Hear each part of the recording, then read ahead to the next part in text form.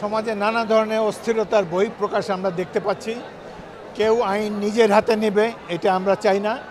আমরা আশা করব বর্তমান সরকার শক্ত হাতে দেশের আইন শৃঙ্খলা পরিস্থিতিকে পুনরুদ্ধার করবেন এবং এই দেশে গণতান্ত্রিক পরিবেশ সৃষ্টি করবেন। বর্তমান সরকার একটি দুর্বল সরকার, আমরা তবুও এই সরকারকে সহযোগিতা করব। প্রফেসর ইউনূস এই দেশের গৌরব, তার যদিও অতীতের কোনো অভিজ্ঞতা নাই রাষ্ট্র পরিচালনায়। আমরা আশা করব তিনি রাজনৈতিক দলসমূহের সাথে আলাপ আলোচনা করে সমাজে একটি সুষ্ঠু পরিবেশ, গণতান্ত্রিক পরিবেশ সৃষ্টি করবেন এবং যত শীঘ্র সম্ভব নির্বাচন দিয়ে অরাজকতার হাত থেকে দেশকে রক্ষা করবেন। জনমনে অনেক সন্দেহ পড়েছে, বিশেষ করে সরকার প্রধান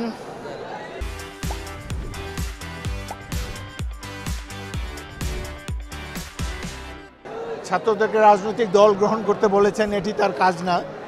তিনি নিরপেক্ষ থাকবেন এটাই আমরা আশা করি এবং ছাত্রদেরকেও আমি অভিনন্দন জানাই যে তারা দুঃশাসন মুক্ত করার ক্ষেত্রে বলিষ্ঠ ভূমিকা রেখেছে।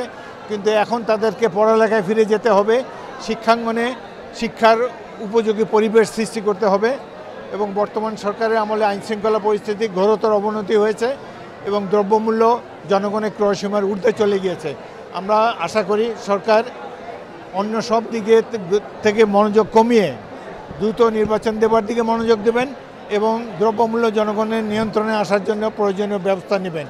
আমরা একটা সুন্দর সুশাসন দেখতে চাই, বিচার বিভাগের নিরপেক্ষতা চাই এবং কেউ যেন আইন নিজের হাতে তুলে না নিতে পারে সেই ধরনের একটা পরিবেশ দেখতে চাই। দেশে যখন দুর্বল সরকার, অনির্বাচিত সরকার থাকে তখন নানা ধরনের দুর্বৃত্তরা সুযোগের খোঁজে সমাজ দেখে নানান ধরনের বিশৃঙ্খলা ঘটায়। তো আমরা চাইব যে এই সরকার শক্ত হাতে তাদেরকে দমন করুক, কেউ যেন আইন নিজের হাতে তুলে নিতে না পারে। এই জন্য সরকারকে বলিষ্ঠ ভূমিকা নিতে হবে এবং পুলিশ বাহিনীর ভূমিকা মোটেই জনগণের শান্তি শৃঙ্খলা রক্ষার পক্ষে সহায়ক নয়, এটাও আমরা লক্ষ্য করছি। পুলিশ বাহিনীকে আরও অ্যাক্টিভ করতে হবে এবং তারা যাতে ভালোভাবে তাদের দায়িত্ব পালন করতে পারে সেই পরিবেশ আমাদেরকে সৃষ্টি করতে হবে।